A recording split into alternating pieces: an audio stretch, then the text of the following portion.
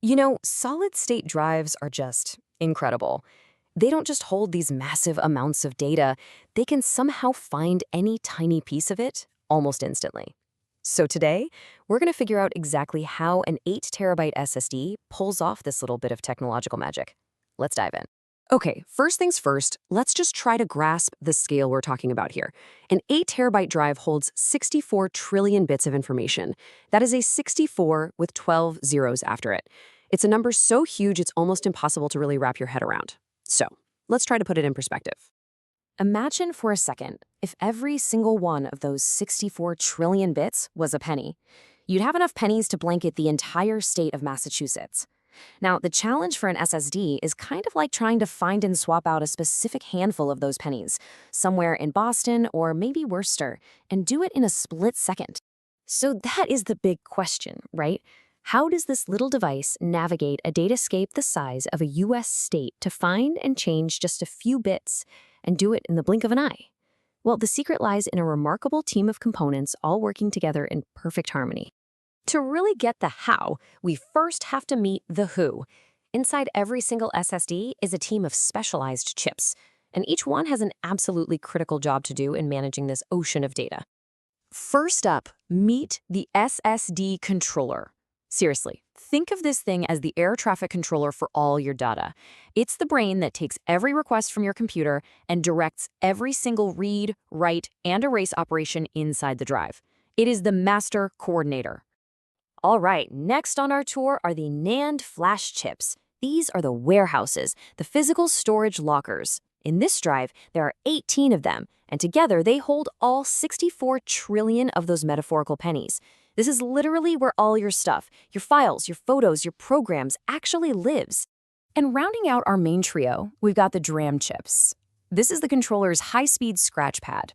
It's only temporary memory, but it is incredibly fast. And its most important job is holding the master map to all of your data, something called the lookup table.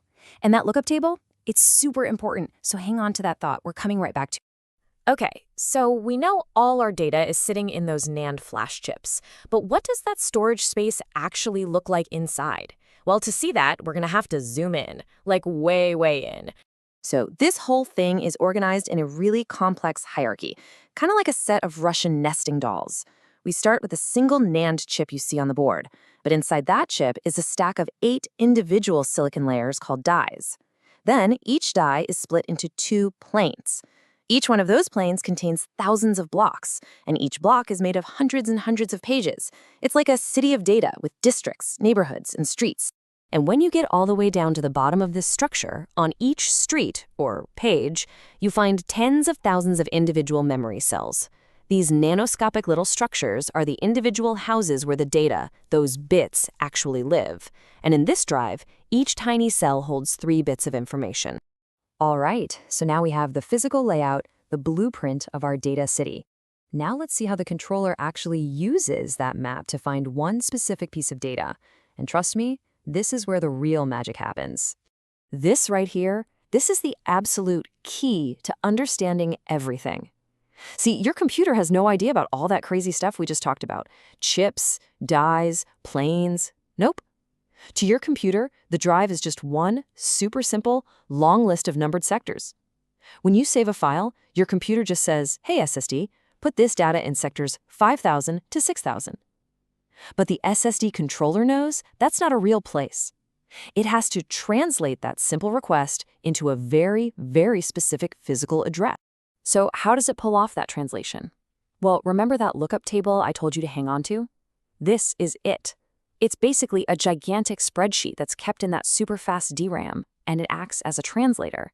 For every single logical sector your computer asks for, this table points to its exact physical address inside one of those 18 NAND chips. It's the GPS for your data. Now, this whole addressing system is insanely clever for just finding data. But it doesn't quite explain why these things are so ridiculously fast, does it? Especially with big files. So let's get to the final and maybe the coolest piece of this whole puzzle. Right, so the lookup table is like the GPS coordinates. It gets the controller to the right street, to the right house. But what happens then?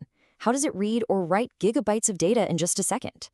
The secret isn't just about finding one page quickly. It's about accessing many, many pages all at once. The controller has this absolutely brilliant trick up its sleeve, and it's called a super page. Remember that crazy long address system? Chip, die, plane, block, page?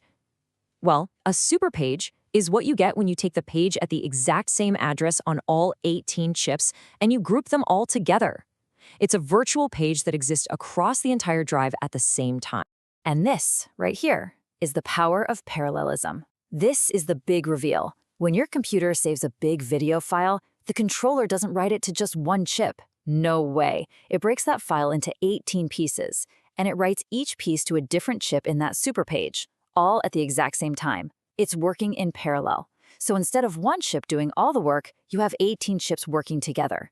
And that multiplies the performance, giving you those incredible speeds we've all come to love. So, from a state-sized field of pennies to the sheer power of parallelism, the engineering inside an SSD is really a masterclass in managing complexity at a scale that is just mind-boggling. And it really makes you wonder, as we keep generating more and more data, what clever new architecture is going to be needed to handle the storage of tomorrow?